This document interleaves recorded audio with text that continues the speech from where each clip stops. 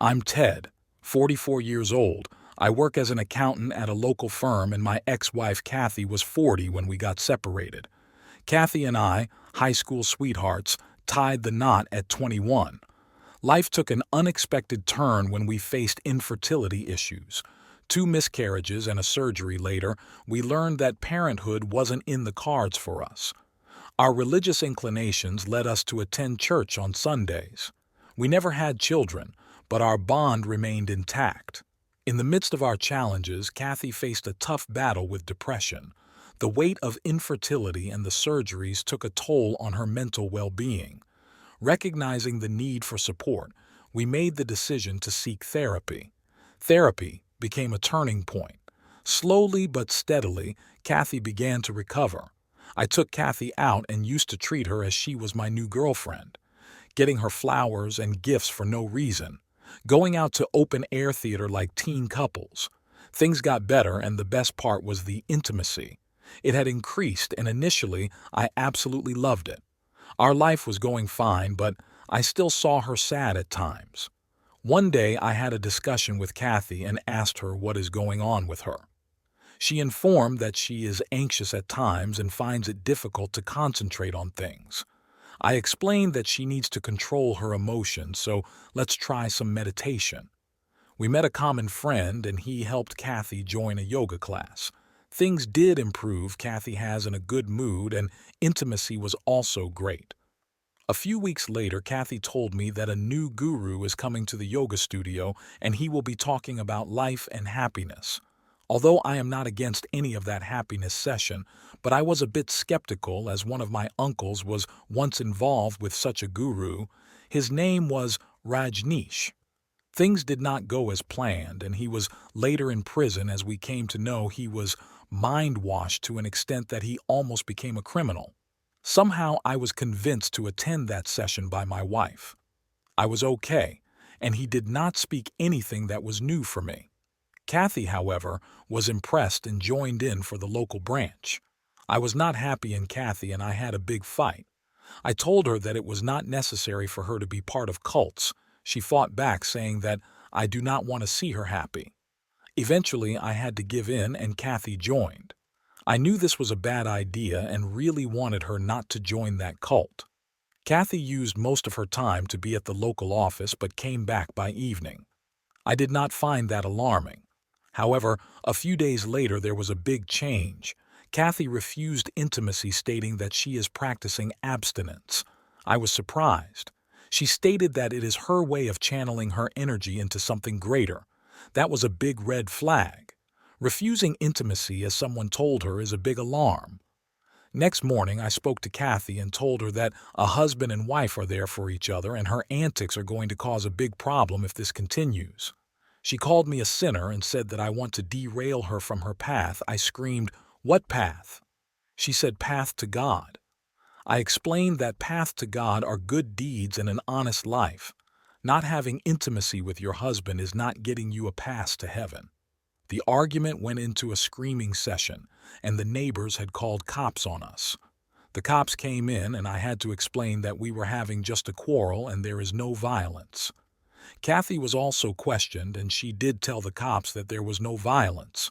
The cops left warning me to keep things civilized.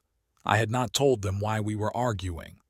There was a lull in the fighting, and a week had passed, with Kathy not changing her ways. Kathy, meanwhile, had become the cult social media spokesperson and sort of a mascot. In one of her videos, she said, "I've done this whole celibacy journey 3 different times now. Twice I did it for a year, and I'm currently on 8 months, and everyone always asks me, like, how do you do that? Like, how do you not go crazy?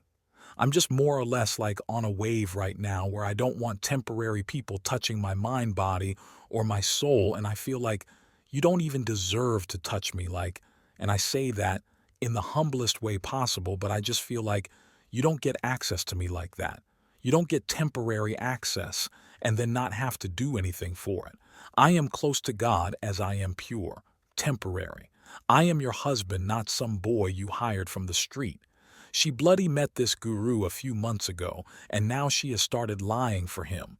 I knew that something had to be done, else my marriage is ending soon. I tried to find out details about this so-called guru. I searched online and found that he had a lot of abuse charges against him in his native country, and he was out of bail. I collated all the articles and sat down with Kathy to discuss. She was having none of it. She explained that all famous men have charges against them as people are jealous of them. I explained that there are women who have come out with evidence against him. She dismissed all such charges as nonsense and fake. I knew it was useless. She has been brainwashed, and now I have lost another one to the cults. My neighbor told me that there's some strange people coming to my house when I am away, and they are not happy with their presence. I told them that I will get that sorted. I knew that I had to make arrangements to be ready for the worst. Next morning, I sat Kathy down one last time and told her that it is time to choose your husband or your cult. Well, here I am sitting with my lawyer formulating plans to save my hard-earned money from my wife. Yes, you guessed it right. Kathy did not choose me. That fateful day, she did not answer my question and went to her so-called office. I had my answer. My lawyer suggested that I need to install security cameras in and around my house, and this has to be done immediately and without Kathy knowing about it. He also asked to put all my calls to recording just to ensure all calls are recorded. The very next day, while Kathy was out, I ensured that every inch has been covered by the cameras. I even had some mics added for good measure.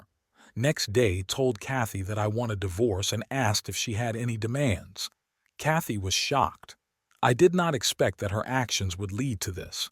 She started crying and said that she does not want to get separated, and instead wants me to join her in her work. I told her that her word does not put bread on the table and would only end up in a jail or me homeless and on the streets. She kept crying and said that I need to reconsider my decision and I am committing a sin.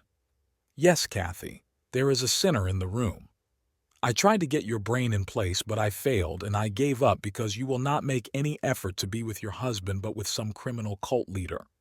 You chose to force your husband into your so-called spiritual abstinence and bring your cult in my house. I told her to keep her nonsense out of my home and never dream of me joining her shenanigans. I calmed down and asked her again what are her demands for our separation. She did not speak, and this time, at the middle of the night, went to her cult. I did not stop her. All hell was about to let loose. Next morning, I saw a video where Kathy had a black eye and was crying and accused me of being an abusive husband and even went ahead of forcing myself on her. They even filed a criminal case on me. I was arrested. I was produced in front of a judge, and I was in for a shock when I was told that they did a test on my wife and found that the doctors confirmed that Kathy indeed was abused. However, my lawyer was able to prove that it did not happen on the day that Kathy claimed it happened. We had video evidence that Kathy was unharmed and intact when she left the house. I was a free man within a day, and now it was my turn. I served Kathy with the divorce papers and added mental torture by charges for good measure. Since the video evidence was available and it was clear with the doctor's report that Kathy was being intimate with someone, she was now the abuser and the cheater. I received multiple threat calls asking me to not divorce Kathy and take her back. I was shocked at the extent of malice and evil Kathy was involved with. I called the cops and pressed charges for threat and criminal intimidation. Few people were arrested and sentenced. My divorce case was filed and I was waiting for the final hearing.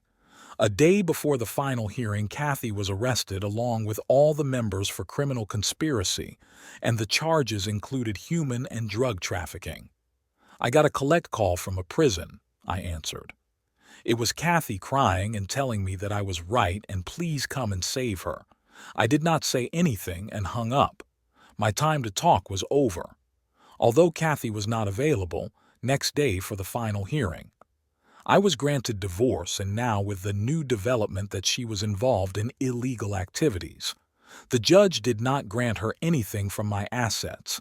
I guess that cult indeed made her homeless and penniless. 3 years later, I did get married again, and yes, now I do have a 1-year-old son as well. Fate works in weird ways.